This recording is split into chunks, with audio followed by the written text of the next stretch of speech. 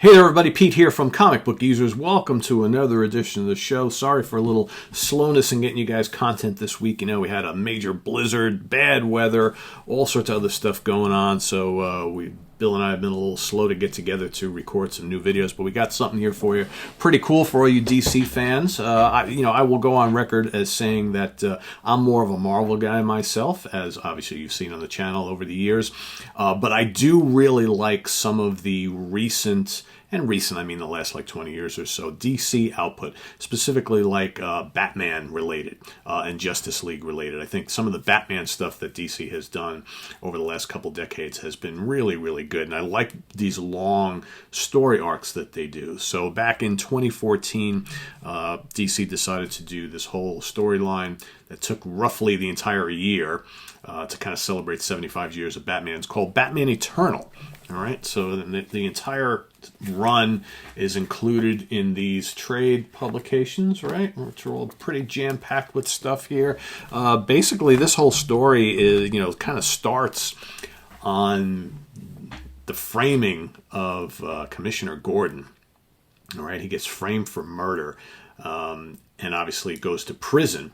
And Batman's doing pretty much everything he can to try and get, to capture his innocence and get that whole thing overturned. But while that's happening, you've got a new guy rising to power, but then there's this gang warfare. Usually almost every like major Batman storyline arc over the years, because you've got all these gangs and all these villains and crime lords, there's usually a lot of havoc that happens between them. So here, with Gordon going to prison, you've got Carmine Falcone and his gang at odds with the Penguin and his gang. You got Professor Pig that's also involved. And here you've got this war that's kind of happening, right? So you've got kind of Batman and the rest of the Batman family and Catwoman and Batgirl and everybody else trying to restore order, but also make sure we bring justice, okay, and get Gordon out of prison, right? So that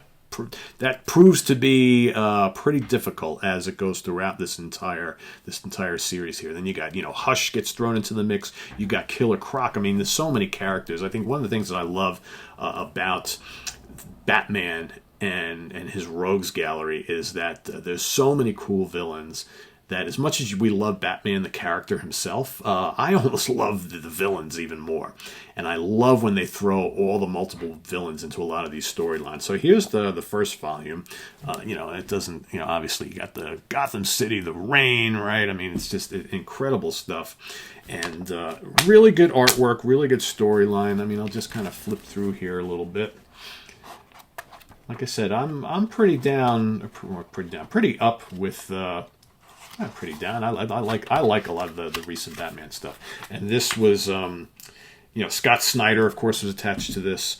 James Tynion V, John Layman, Ray Fawkes, Tim Seeley, Jason Fabok, Dustin Nguyen, Miguel Genin, and Guillaume March. Scott Snyder has worked a lot with Batman and Justice League, and I believe he's done some Flash stuff as well. But really good artwork, good storyline, good dialogue, a lot of action in these. But again, there's the Penguin there. You're building up a storyline. There you can see, right? All sorts of usual suspects there. There's the Scarecrow. A lot of the villains are showing up here. A lot of action, like I said. But this is some serious. This is not quick reading. This is some serious stuff going on here, and I think that you got to be in it for the long haul, right? I remember when I first picked these up, I was like, all right, I'm ready to dive in, and this is a pretty deep, intricate storyline here.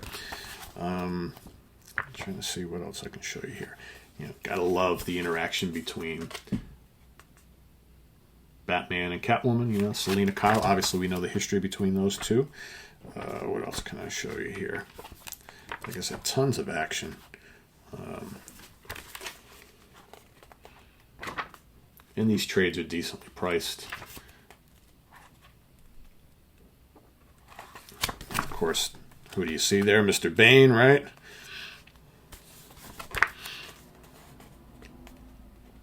And a lot of things, you know, going on inside Arkham Asylum and Blackgate. What's really interesting is to see, you know, Gordon's interaction with all his fellow prisoners, which obviously, you know, he was on the other side of that before, so kind of dicey. I'm sure a lot of them have a hatred for James Gordon, right? And here we have the final volume. Okay, volume 3. As you can see, Bane also plays a big part in this. There's Poison Ivy as well.